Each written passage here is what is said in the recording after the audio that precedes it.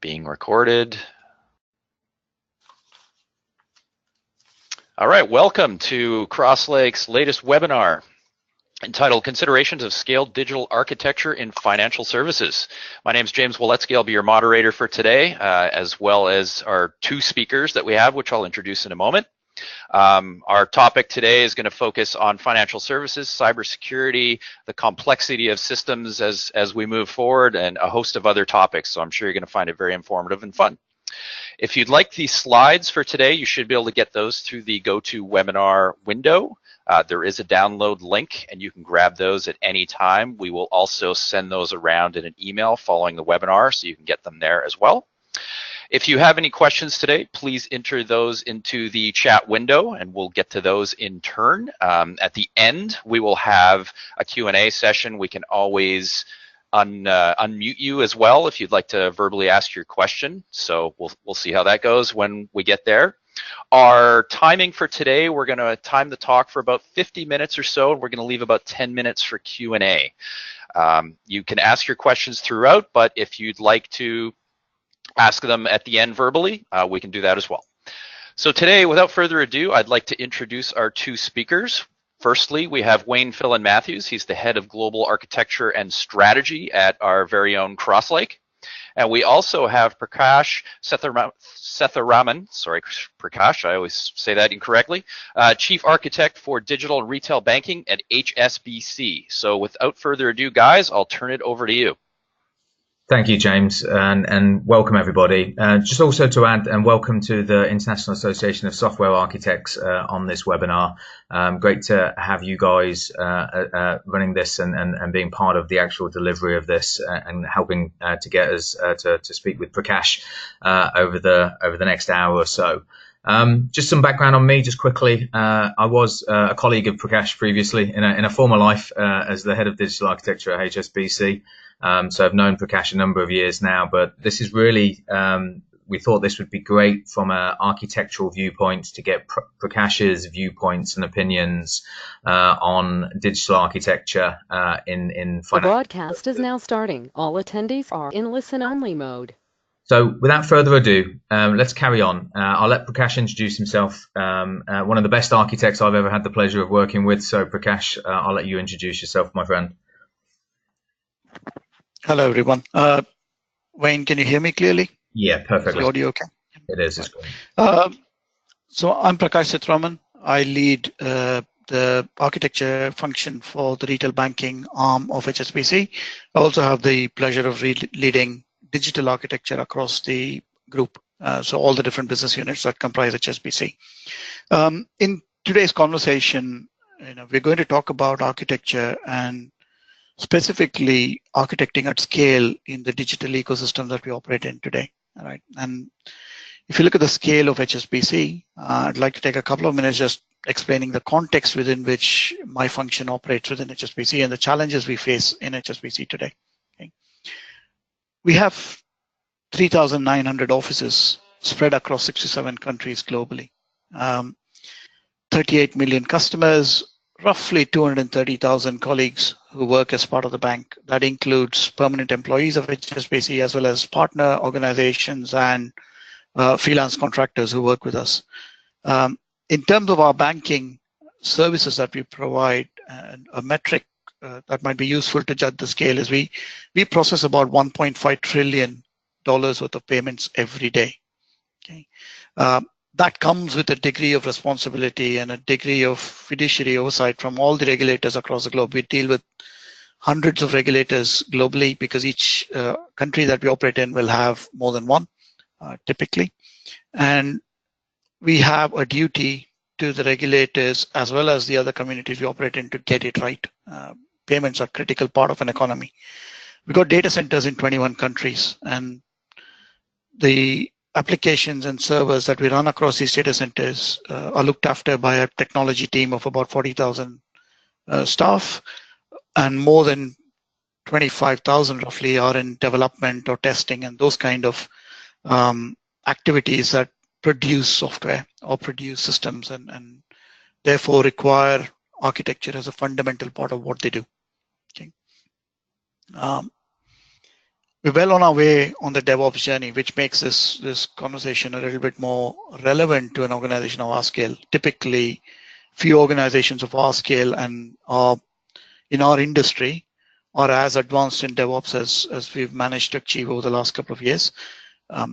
The exec are, fully committed. They understand the benefits, they understand the challenges, and yet they're fully committed to making this happen. Teams are being reorganized at scale. We've completed most of the journey. There's still some to go. And within that context of reorganizing ourselves to be a more DevOps-friendly organization, we've adopted architecture as well, or adapted architecture to suit the new ways of working and the new culture that we seek to establish. Okay. In today's conversation, I hope to share some of our experiences on that journey, and hopefully the questions that Wayne has, the responses I provide, and a discussion we can all have on the call helps everyone learn a bit more. Thank you, Prakash. That's great, and hopefully that gives the audience a sort of a view of the complexity of HSBC, and as well as obviously a viewpoint of how other organisations may be, faced with the challenges of DevOps. The way that we've structured this webinar is really just to run through a series of questions with you, Prakash, just highlighting some of those areas that are both challenging when trying to do architecture at scale. But actually, just my findings tend to be that, whether you're a large, complex organization or whether you're a medium-sized business or where you're based in the world, actually, these challenges are probably the same, just at different scales. So obviously, Prakash is going to give his viewpoints specifically around the scaling aspects of some of these challenges, and hopefully find it useful. So with that being said, let me move on to the first question, Prakash, in terms of just the considerations or your personal observations. So as a technical leader in digital transformation that HSBC is going through, and what you've been doing in terms of leading that transformation across your experience in the financial services landscape all up, what have been sort of the biggest impacts to the technology landscape in banking you've seen personally within the last 3 years? So let's start with, so a lot has changed in the technology landscape, but I think there are some major areas where there's been a step change. And if you just focus on the step changes that I've perceived within the financial services ecosystem and the technology ecosystem that we participate in, and then we can branch off from there. The first and foremost, I think, is the customer preferences for the channels through which they interact with financial organizations. That has changed from more traditional branch-based or office-based interactions to the web, and that happened roughly in the early 2000s and the early part of this decade. But over the last 3 years, we've seen a step change and a move away from even traditional web to mobile as the primary means of interacting with the bank and with other financial organizations as well. What that does is it creates the necessity for a completely different way of thinking about our application estate and how it interacts with the device of choice. Okay. Connectivity is an issue. Bandwidth continues to be an issue.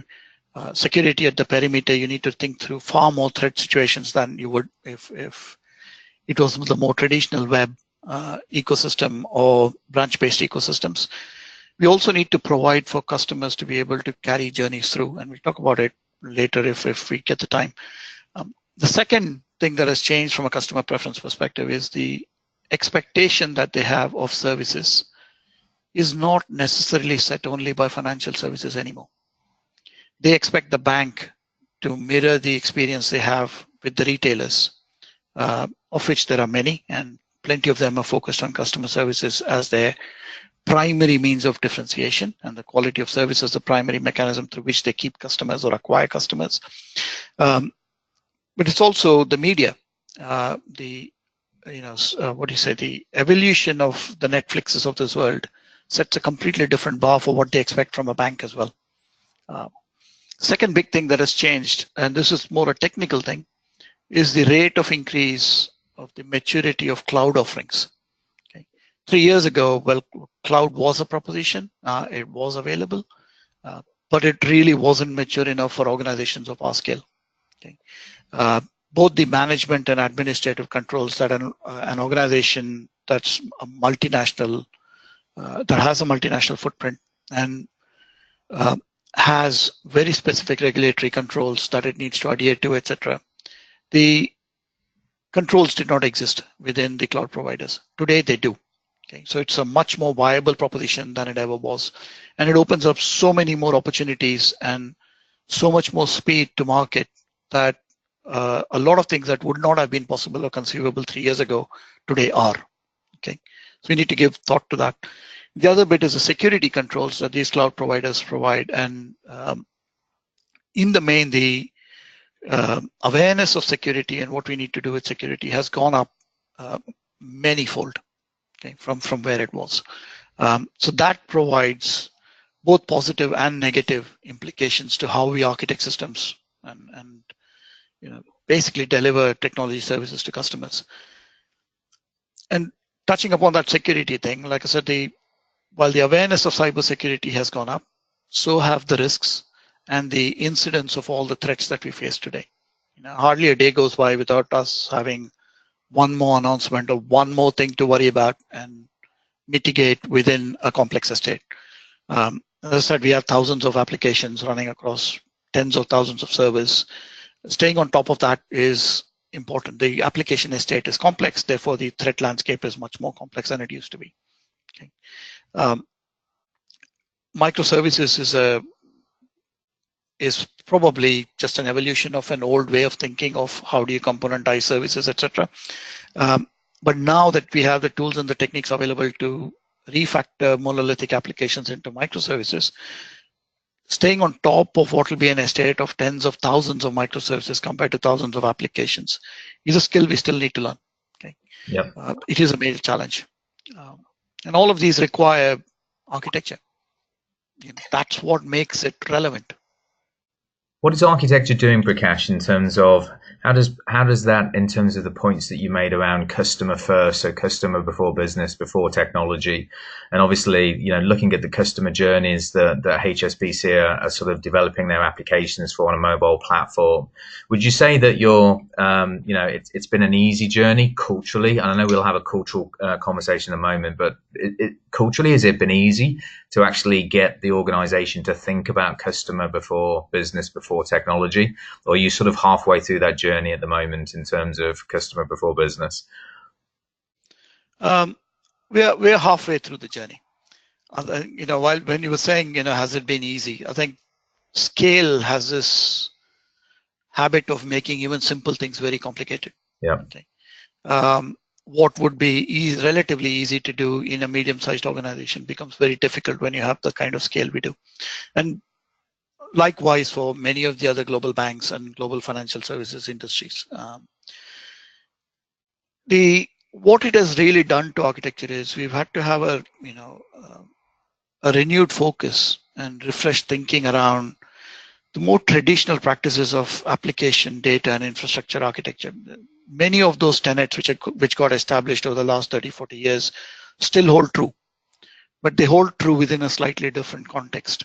And we need to have a different way of making sure that we adhere to those principles. Resilience of systems has been an architectural concern ever since I started my career. It will continue to be an architectural concern forevermore, because if you build systems that are not resilient, I don't think you'll have customers wanting to use those systems for too long. Yeah. Okay. So we've had to do that. And there is a method called the architecture trade-off analysis method. I don't know, you might be familiar with it. I heard you talk many times about it. Don't know if the rest of the audience is, but it's a very good method to look at quality attributes that systems need to adhere to, and how do you express the architecture of a system using those attributes, the architectural requirements of a system using those attributes. It's not newfangled stuff. It's been around quite some time, but it's as relevant as it was then. And we're using more and more of these techniques and more focus on these techniques and more rigor on these techniques to kind of address what we see. That's great. Actually, and that sort of leads into this next question to some degree in terms of newer architecture approaches. So, when we talk and look at things such as architectural trade-off analysis methods, and we look at the quality attributes of a system, and then we look at new ways of working with scaled agile and doing architecture in a digital DevOps world. Architecting future-proof digital systems that work at scale. You've mentioned a couple of them in terms of, you don't see, any major differences in terms of the traditional approaches for architecture. But when I think of things such as terminology changes, where we look at architectural relevant stories now, and we try to have a broader view of the quality attributes of the system. Is there anything that you can think at the top of your head that, you've heard me say this a number of times, everything changes, but nothing changes, specifically in architecture. What are the new approaches that you're seeing in a scaled agile world that are sort of slightly different to more the traditional approaches for architecture specifically? So we've adopted SAFe. We believe it's a relevant methodology for us. It kind of addresses all the various concerns that we typically have. More important, if you look at the SAFe framework, it expands the agile methodology to organizations that operate at scale, to programs that run across thousands of employees, or projects of hundreds of projects that comprise a program, because you have that many moving parts in a complex ecosystem. So it's a fairly comprehensive methodology. Is architecting in this world different from the traditional approaches? Yes, it is. And the difference is not that some of the old principles are not relevant anymore. All of those are relevant. I think what is different is the methods and the tools that are available, and the tools that and the methods we tend to use. So if you look at SAFe as a methodology for delivering value to customers, the part architecture has to play in it, and the mechanism through which it contributes value to the decisions that get made within the various value streams within the different solution trains, or the release trains that we have. The context within which architecture operates has fundamentally changed. That's what we really need to be adapting to. Okay, the speed of decision making. Earlier we had 6 months to do a design, 12 months to do a design on a reasonably big program. Was it always perfect? No, it was not. And invariably we found a lot of risks subsequently. I think today we get between 2 to 4 weeks to identify significant risks and find mitigation actions to those risks, etc., so that the program can stay on track. So we have to adapt to that speed of decision making, which means you have to learn to prioritize. You have to learn to identify the significant risks from the noise. There will always be risks in large programs. It's the ones that are too expensive to remediate later on in time, either through delivery effort or cost, or the reputational risk to the bank. Identifying the things that matter has become far more difficult, simply because of the speed at which we run. And that's a skill all architects need to learn. And we are actively involved in teaching architects these new skills. Yeah. So if you look at the investment we make in architectural expertise within HSBC, it is significant, okay? And of the order of the scale that we invest in technology. Would you say that the architect role and architecture specifically in the new ways of working at scale is actually sort of coming to realization? So we've had conversations before around faster decision making, the ability for a good architectural function to remove the ambiguity into that decision making and communicating the clarity in terms of what a good architecture does. Do you think actually we're sort of now only starting to realize that those skill sets that we've talked about for a number of years now really come into play because of the speed of change that's taking place? Does that make sense? Is it more that we're starting to have that skill and have the architectural function lead from the front, where in some organizations, large engineering functions can overshadow the architectural function, and then that decision making becomes a little bit more ambiguous because there is not the broader view of architecture? Would you say that's a sort of common theme that you're seeing within HSBC globally? within the functions that you manage? Yes, we are seeing some of those challenges. Okay, good architects through time have always had these skills. They've always had the ability to lead thought process, even though they directly didn't control many of the engineering resources, etc. They could influence. Okay, and that's part of what leadership is all about. Influencing in the absence of authority. Good architects always had that as a skill.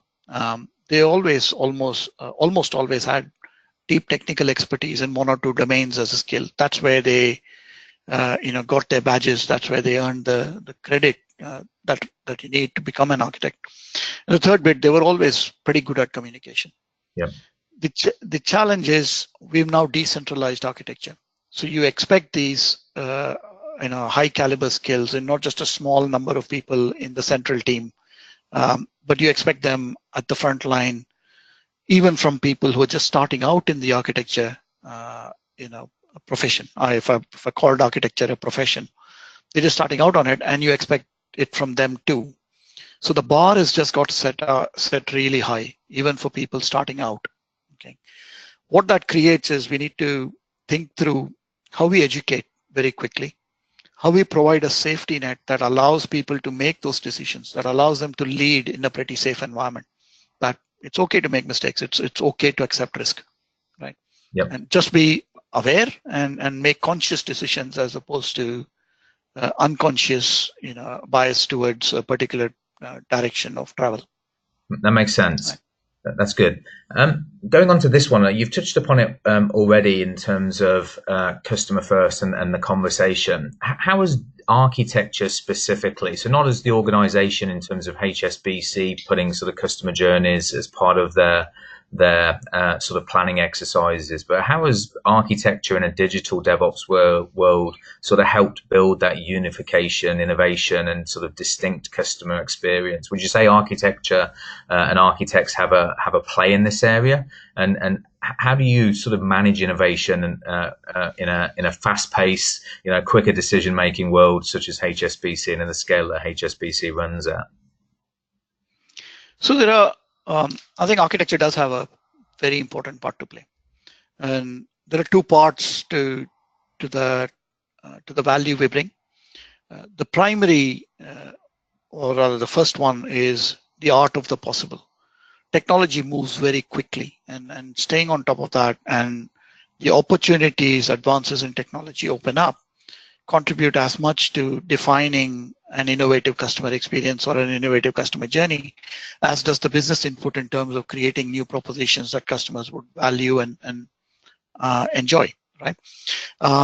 So it's now become more of a dialogue in terms of what do we actually offer our customers, what is the proposition, and the experience is now an integral part of that proposition. There's for a large part of financial services, they are in the main commodity services, regardless of which industry within financial services you look at. So the innovation and the differentiation comes through the experience, how relevant we are to particular customers and their point in time in their lifetime. And how do you match up what they want with what kind of an experience or proposition we can offer. Using all the capabilities, the technical capabilities, and the interaction between these capabilities is fairly complex. To produce that innovation and produce that unique experience for a customer requires a degree of technical awareness and knowledge of the systems that you work with. That's an architecture function. How do all the dots combine is an architecture accountability and a responsibility. So we provide input from that perspective. The other one is about defining reusable foundations, patterns, components, identifying those elements of our technology estate that allow us to build new propositions or new capabilities much faster. So when we design platforms, for example, a platform today becomes the ecosystem within which you deliver these journeys, within which you deliver integration points, APIs, etc. These have to be defined to be architecturally robust.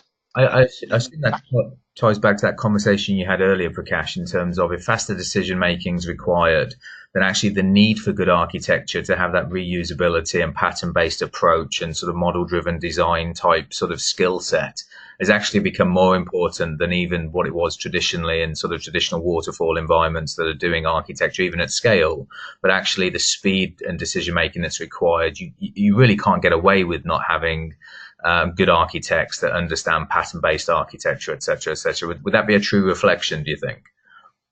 That is, and those patterns, the number and the quality of the patterns you can provide people at the front line, that the community as a whole collectively provides. I don't see architecture as being this ivory tower function where three clever people provide the principles of life to everybody else who is involved in the function. It's a collective effort. Collectively, the quality of the patterns we provide, the quality of the guidelines we provide, helps build the confidence in people on the front line to take decisions that are critical. Okay, if they know it's been done before and it worked well, given a similar usage scenario, they can be confident that their own decisions will also work well. Yeah. Otherwise, you get too much time lost in trying to second guess what the failure points might be, what the risks of a particular course of action might be. And that body of knowledge is critical. And that's what architecture is helping establish. It's an important part of how we evolve from here to a much more truly agile ecosystem, even though it's a vastly complex ecosystem. Yeah, that's great. We touched upon this next question a little bit in terms of some of the answers that you've given, but from a cultural perspective, we often see a lot of organizations that are going through the DevOps, microservices, cloud journey, and they're either very focused on cloud first and they heavily invest in the technology and the people and skill sets to deliver cloud first. And then similarly, what we also see is customers that are starting their DevOps journey, and then it's heavily weighted on the DevOps journey first. From your perspective, in terms of both from a technology landscape and obviously a cultural perspective within an organization adopting things such as Scaled Agile, how does culture play into the modern digital architecture practice? Is it really important? Is it somewhat important? Is it absolutely necessary? The architects have to think in a new way, have to learn some new skills, have to, sort of drive things in a more repeatable, consistent manner. What's changed culturally for you specifically in HSBC and the financial services industry over the last couple of years? That's a really interesting question. Culture is critical. Specifically within the context of organizations that have been around some time. HSBC has been around about 150 years now, about just over 150 years. These organizations evolve a unique culture of their own because of the time they've been around, the people that have been part of the journey all along, etc. Culture is probably less important to a startup that is just getting going, because they can choose the people that fit within a value system that the founders aspire to. And as they encounter challenges, a culture evolves around that core team. For us, the challenge is very different. We have 40,000 technology colleagues who we have to take on a journey from where they started. Many of them have started on mainframes writing assembler code, to a journey that's, and you typically released code once in 6 months, to a journey that now says, hey, we expect you to release code every 6 weeks. Yeah. And it's a very different mindset, and that applies to architects as well. Okay. The ability to accept risk is critical. The ability to quantify and judge risk is critical. And these are mindset characteristics. You can have all the tools, all the frameworks, etc., but judgment of risk and the acceptance of that risk is how willing you are to embrace it. The second bit is we also have a spectrum of new colleagues who've joined from media organizations and from other product development companies, smaller fintechs, etc., who kind of represent the opposite end of that cultural spectrum. in terms of risk. To them, it's very important that we keep explaining the implications of immature thinking, the implications of software that goes out the door with debt that might actually be vulnerabilities. Yeah. Right? The stakes are far higher when you're in financial services and we're dealing with other people's money than a social media site where if a post doesn't turn up, the post doesn't turn up. It's okay. The stakes aren't that high. Okay. And what? So one of the principles of Agile is test and learn. And you will often hear people say, "Oh well, it's okay to release software because we will test and we'll learn." One of the things we're trying to espouse into people is test and learn is for propositions. When you go out into production, financial propositions may or may not work with customers. They may or may not like the product that you're offering to them. Test and learn in a financial services ecosystem does not mean you put software out there and hope it works. Yep. That's not acceptable. Okay, neither to the community at large, nor the regulators, nor the bank itself. So all of these are mindset and ways of thinking, ways of working, dimensions of what you do. And when you collect them together, that constitutes culture. You get any of this wrong, I don't think at our scale it's viable long term. Therefore, it is a top part of what we emphasize time and again. We spend a lot of investment and time making sure people understand this. That's good, and I'm just listening to what you're saying, and we've all heard that comment around culture eats strategy for breakfast, and it sounds like that's absolutely the case when it comes to your experiences. There's also, I'm assuming, there's also a bit of a rub or a bit of a conflict, even in the statement that you mentioned earlier, which is, you've got to have architects and architecture and thinking about organ process and all this good stuff. And you've got a bank that's been around 150 years, and you've got these architects that may have been with the bank 20, 25 years, long tenured individuals that have built up a skill. How easy is it for you to sort of change, the sort of, because they're normally the best architects and architect skill set you have in the organization. How do you go about sort of, getting those individuals to change culturally? Is it an easy task? Is it a hard task? Because normally when you've got sort of engineers moving into the architect role as sort of millennials coming in and doing architecture, they may just not have that length of experience in a large complicated ecosystem like a bank. How do you change that? How do you go about thinking about it? Is it something that's easy to do? Because if culture's important and it's a significant part of strategy for the bank, how do you go about changing the culture of those more tenured individuals? And it's not about calling them tenured; they just tend to be the highly skilled individuals that know all the stuff. Do you have communities of practice? Do you sort of build those types of things out? Like there's no easy answer to this. It's not easy, right? For many years, architecture as a discipline, as a profession, espoused certain values that were required. We built business capability models. We created pages and pages of guidelines, and they're just massive books that sat on a shelf in the main. We expected those as desirable characteristics among architects. I mean, the thing we all need to remember is wisdom will never go out of fashion. All of the architects I have today who are senior architects who've been around some time, at some point in their career were very, very good developers. They were very good technicians. They went on to lead some significantly complicated programs and projects. Somewhere along the line, they lost touch with the underlying technology. And it was okay. For many years, that technology did not change very much. The principles that applied when you were designing Kix COBOL systems in the main applied when you were designing client-server systems, etc. The technology ecosystem did not change to the extent it has in the last 5 to 10 years. Right? All of these people have way higher than average IQ. Yeah. It's a question of giving them the opportunity to go back to roots, to learn the new technology, creating the airspace for them to operate. And reconnect with technology. We are doing that actively. We're investing significant amounts of money in training, in providing that,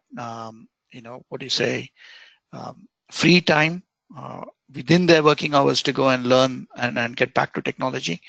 And more important, we are prioritizing the work that they do directly on the front line with engineering teams, with what we call multidisciplinary or cross-functional teams, working with them rather than trying to be at a distant location, creating artifacts that are not really created at the front line. So it's really about setting up that environment for them to succeed. That's right. And provide that cultural aspect, which is fantastic. That sort of leads to another question when we look at scaled agile and sort of scaled architecture in large complicated organizations around transparency. So this is more a question in terms of, when things are running at pace, and you've mentioned this, and faster decision making needs to be done, and the architectural function needs to think about risk and risk management, and we've talked about org structure and culture.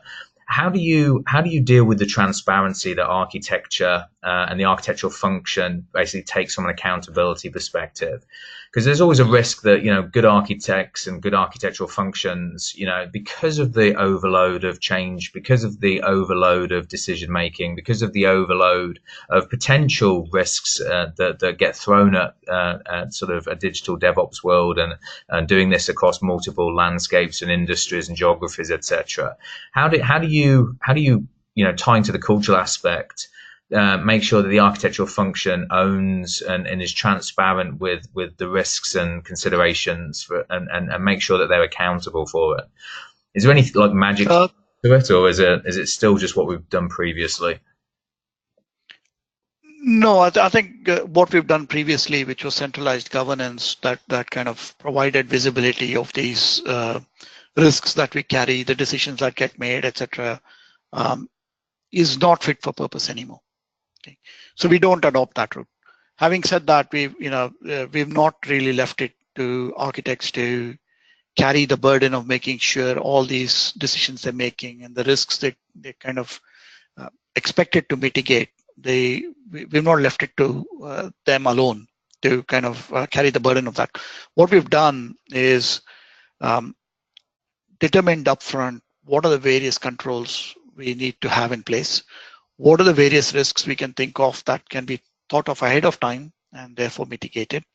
More important, we found the right mechanisms to evidence this to our internal audit teams, and anybody who works in financial services will be aware of audits. They are fairly thorough exercises, independent organizations that undertake such audits to provide the confidence that the controls operate. What we've done is spent a lot of time codifying these things, and we use a methodology called DDD, which is decision-driven design, which enables people on the front line, solution architects on the front line or domain architects on the front line, to make these decisions as required at that point in time. And that's a fundamental part of emergent design. So we give them the guardrails, we give them the ecosystem rules and guidelines that they need to operate within, but DDD devolves the decision making to them. What we've done as methodology and tooling is to create control stories that should go as part of the backlog. Every project, every cross-functional team has a backlog that includes some of these architectural controls in it. So it's architectural governance that is in process rather than centralized and out of process and out of sequence with what the aims of that team are. What this also does is makes the architects accountable to the success of their own team rather than accountable to architecture as a discipline alone. So now they carry the accountability for making sure architecture is done right, but they also carry the accountability for making sure the project or the program or solution they're building is delivered within the kind of timelines and to the cadence that the DevOps process requires. Okay, that makes sense. So it's really about setting those guardrails up that they can work within to actually give them the empowerment and accountability to be successful and actually deliver those customer journeys in a safe and speedily fashion, which is great. I know this is a topic. The next question is a topic. I'll pause there for a moment just in case there's any questions from the audience. just Yeah. Hey, James. Thanks, Wayne. It is a good time to interject. So we've got a whole slew of questions, but seems to be a common theme here, and it's around scaling agile. And so the first one is, SAFe, for example, is about not about architecture, but more about approach and agility. And so how do you work towards, building architecture in here to developing complex solutions? How does architecture really fit into scaling like the processes and practice stuff? So there's two parts to that. We have a central core team of architects who operate across all the DevOps teams that we have. We've done two things. We had, about 2 years ago, we had a central architecture team that comprised a few hundred individuals in the retail bank. Likewise, every other business unit within HSBC had a similar number of architects who formed part of a central team. And it was a more traditional approach to undertaking architecture. You did a lot of design up front, you went through governance mechanisms, and then you devolved it down to the engineering teams. In our reorganization, what we've done is we've retained a small number of core architects that are cross discipline, cross application, etc. But most of the architects are now devolved into the DevOps teams that actually deliver solutions. So they are part of an ongoing capability. And in terms of scale, they've been scaled exactly the same way we scaled engineering teams. We create clusters of products, and we have cross-functional teams that worry about that cluster of products. The definition of a product obviously varies organization to organization. For us, in some cases, a journey might be a product, and in other cases, an entire mobile app that we deliver to a customer might be a product. Even within HSBC, the definition varies and the boundaries vary. But typically, we have solution architects who work as part of these teams. So they're as much inherent and completely embedded in the team as they are part of the discipline. So architecture, in essence, operates as a discipline, as a practice. And on the front line, architects are part of their own teams. And that's how we manage to scale. The challenge we will obviously have all the time is it's quite difficult to find good architects in the numbers and the scale we want. So recruitment is an ongoing exercise. It's an ongoing treadmill that we are on all the time. We've been lucky that we don't have massive rates of attrition. It's difficult to find an organization like HSBC that's investing so many billions in technology and is at the forefront of, most of that investment is at the forefront of technology. We still have to keep our existing estates up and current, but a lot of investment in new technology. So there are enough interesting opportunities for people to work in, so we don't lose that many architects. Hiring at the level that we need to is a challenge, and it's a challenge for any organization of our scale. Okay, but that's how we're scaling. We have architects across the globe. We locate them with the teams where the engineering teams are. That's great. Perfect. Thank you, Prakash. Maybe one more, Wayne, just before we move on, because it is SAFe related as well, but sort of related, Prakash, to what you were just talking about. But can you elaborate a bit in how within SAFe you work with the development of business process architecture and business information / data architecture in combination with the standard, sort of application technology architecture that you were just normally talking about? Yeah. That's a brilliant question, because that's one of the challenges we are currently looking at and thinking through how we solve this. We have a central data architecture practice, which again has been created out of really high caliber data architects, but it's a fairly small organization, and data tends to be a challenge financial organizations have struggled with for a long time. The eternal debate between, do I have a canonical format of this kind of data versus not, continues. I guess where we are heading towards, we've adopted RESTful APIs as a mechanism through which we integrate all our new technologies with our existing estate. That drives a degree of domain modeling discipline and skills and expertise, which helps solve some of this canonical contract. Do I have a canonical data structure, etc. Those conversations are more solvable using REST than otherwise. On the business process side, anybody who's seen a bank, from the inside, we'll know we have tens of thousands of processes. We made less progress there because a large part of our focus has been on customer-facing journeys, customer-facing processes, and the numbers of those are small and manageable. And for the last 18 months to 24 months, that's where we focused. As we start solving those problems, we'll start worrying about internal processes. Our primary attempts at optimizing internal processes has been, or redesigning them has been around automating as many of them as we can. Okay, but it's a far more significant challenge than re-engineering or re-architecting our business processes that are customer facing. That's great. Thanks for those questions, James, as well. That's really useful. We'll try and go through the next couple of questions a little pace to save some more questions for the end as well, as in we want to make this as interactive as possible. I know we've had conversations around technical debt before, Prakash, and obviously most organizations are challenged with unmanaged technical debt. Is it easier in your opinion or more difficult in your opinion to manage unmanaged technical debt and manage technical debt in a digital DevSecOps environment, or no different? It's very different, and I think it's only going to get more and more difficult to manage technical debt. When you had monolithic systems and fairly, centralized teams, it was easy to identify the decisions that led to technical debt and stay on top of them because they were small, manageable numbers.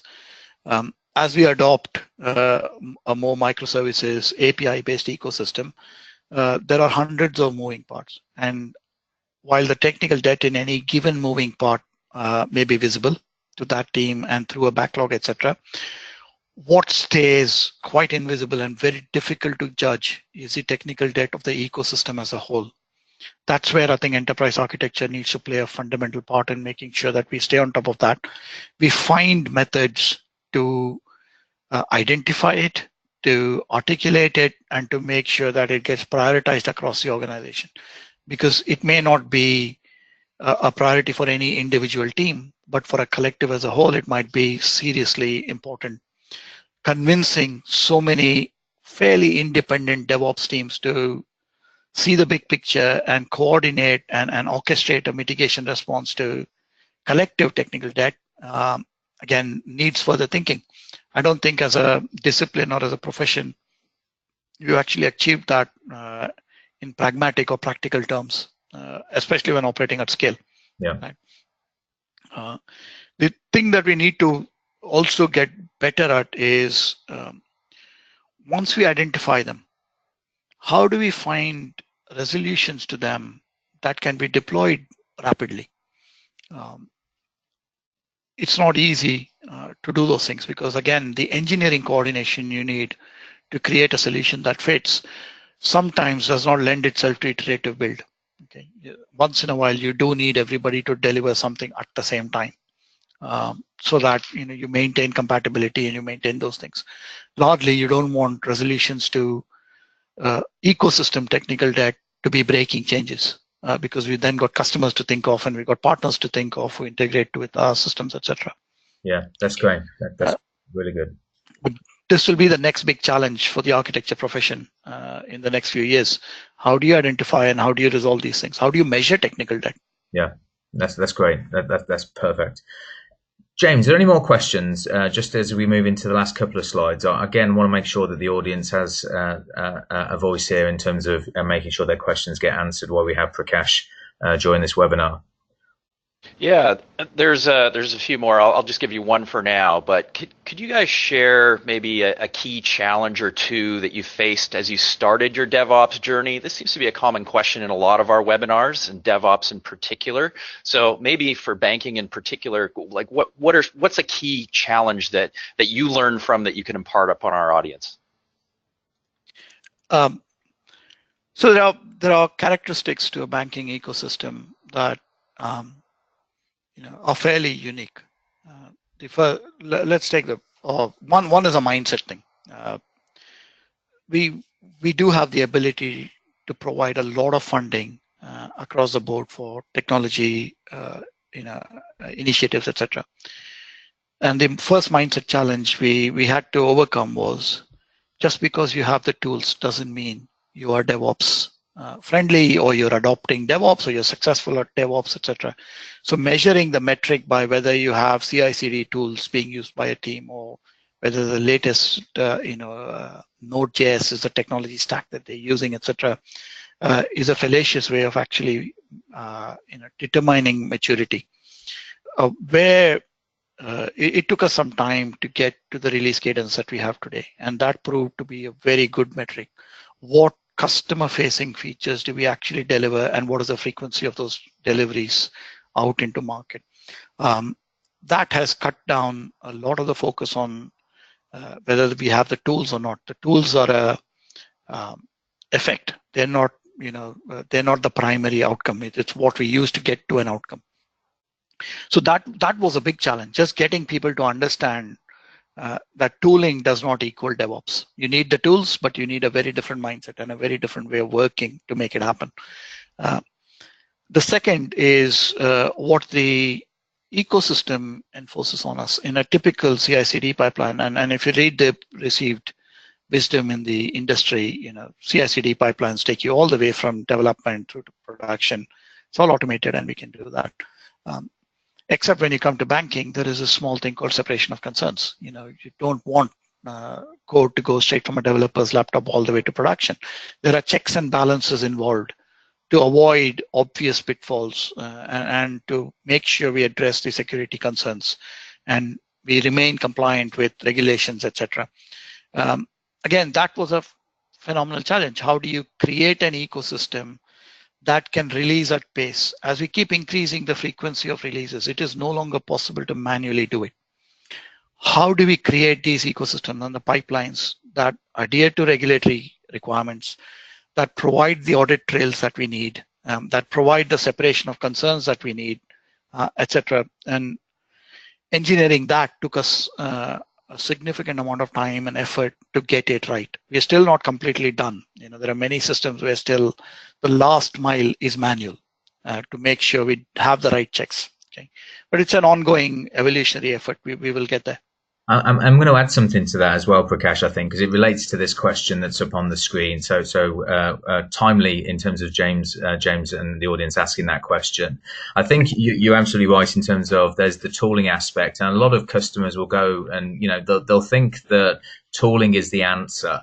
But actually, in financial services specifically, I think a lot of the process and a lot of the separation of concerns is overlooked, which means, if you just, and I think most organizations, even my time, spent with you, Prakash, within HSBC, I think one of the big challenges is always how do you have the tools, you have the mindset, but there's also this sort of overlay, which is how do you then ensure that you're not just reliant upon the tools for the control, but basically how do you manage and automate, not only the Jenkins pipeline or a pipeline or whatever it may be that's being used in an environment, but also how do you ensure that those controls are through that automated veneer and overlay that encapsulates the whole broader consideration around control and automation.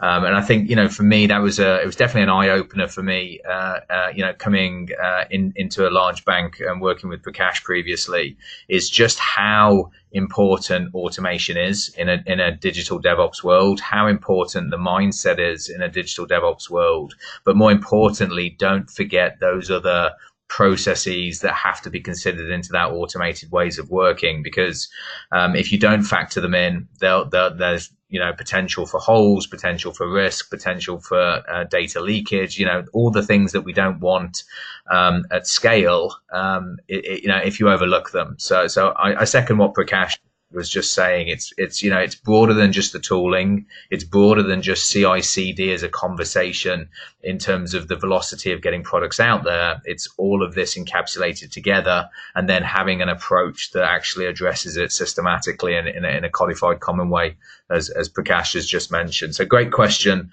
and well timed. I'm going to bypass the risk management question, Prakash, just because I think you've already addressed it to some degree in terms of automation, the importance of risk and architectural risk management within the ecosystem. This one's important just in the last couple of minutes, and we'll just spend just a minute or so on this one, which is strategy and execution. You've touched upon it a little bit, but specifically for the enterprise architect function, I know you've been very heavily involved in leading that function within the bank and structuring enterprise architecture. Is there a role for enterprise architecture in a digital DevOps world? And how do you bridge that gap of digital modernization strategy where you've got engineering teams, following methods like safe and disciplined agile development from the lens of architecture? Is there a role? Is it important, or is it changing to some degree?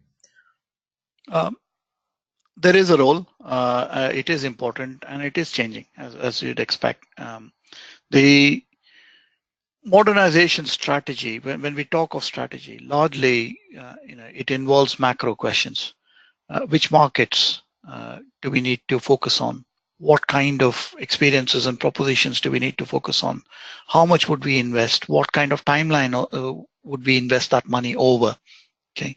How is the regulatory landscape changing? So if you look at the landscape that's changing towards local residence of data, etc., trying to understand the implications of those regulatory changes back to our investment decisions and how we would use technology to address some of those challenges as they evolve.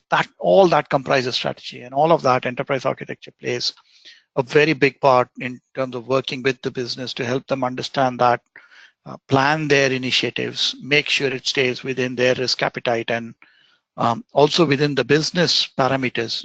We operate in a very competitive ecosystem. Financial services is very, very competitive. May not be apparent from outside, but in the industry, it's not easy. So how do you operate within those business parameters and help them achieve their goals? All of that is strategy. The execution part of it is how do you make it real to the engineering teams on the ground, right? I think we've lost. Oh, I'm still here. Just my video just stopped for some unknown reason, but I can still hear you, Prakash, and hopefully everyone else can hear me. Let's see if I can get my video back up. Okay. You guys are all good. So the execution part of it is how do I convert the strategy into realizable roadmaps that engineering teams can work to? SAFE provides a concept of architecture runways. How do I convert that into the kind of runways I need to build such that the hundreds of DevOps teams that we have all have reusable components or reusable platforms, all the required ecosystems just in time? It doesn't need to be massively ahead of time, but just in time and dependable. The danger is to build it and try it out on at scale without having any confidence in the reusable components that we build. So joining the dots between what the business needs, what it aspires to, and what are the imperatives that it absolutely has to meet with the engineering deliveries that we will actually roll out into production. That's an architecture function in the main, and that's what we aim to do. Fantastic. And apologies, everybody, my camera seemed to have died in the last 1 minute of this conversation, but actually Prakash is the more important one in this webinar, so we can still see him. So that's great. And that's it for the questions for me, Prakash. I can't thank you enough for taking the time out today in terms of answering those. I'll just open it up just in the last 1 minute, just in if James has any more questions. We will follow up directly with any questions that are asked from the audience. So we will come back to you to make sure that we answer those specifically as well. But is there any a one that we could answer in the last minute, James? Sure, guys. Here's a quick one. There are some architecture standards and frameworks out there, such as TOGAF and BizArc and some stuff specifically for banking as well. Do you subscribe to any of those, and do you recommend that people learn a little bit more about those? Do we subscribe to any of those? It depends on what we mean by subscribe. All of those artifacts that are out there are valuable sources of information, knowledge, and collective wisdom that architects over the decades have actually distilled into a few ways of working, best practice, guidelines, etc. We use all of those to guide our thinking, to guide our decision making, etc. But in the main, I think while they can serve as guidelines for what you should do, as I said, we've created our own methodology called decision-driven design, which kind of adopts and adapts a wide variety of practices to suit the specific context of HSBC. None of these on their own are directly replicable or directly usable within HSBC. And that's probably true of pretty much any organization that's of a similar scale or operating within similar context and constraints. I'd happily go through any new ones that come along and adopt anything that makes sense. Perfect. Thanks again, Prakash. Thanks again for taking the time out. I know you have a busy schedule ahead of you and are about to catch a flight. So thank you again for the time today. Thank you for James for moderating, and thank you to the audience. We will record this and make sure this is available for those that couldn't attend in person. And like I say, we'll answer any questions that may come up. The email addresses of both Prakash and myself are on the screen now. Do drop us an email. Let us know your feedback in terms of the webinar and content and anything else that you would like to see moving forward. But thank you again, Prakash. Really appreciate your time and great speaking with you again. Thanks, Wayne. Thanks, James. And thanks, everybody, for joining. Thank you, everybody. Expect that email follow-up with a link to the slides as well and the recording, and stay tuned for some announcements on some upcoming webinars from Crosslake as well. Happy Monday and have a great week. Thanks, James. Thanks all.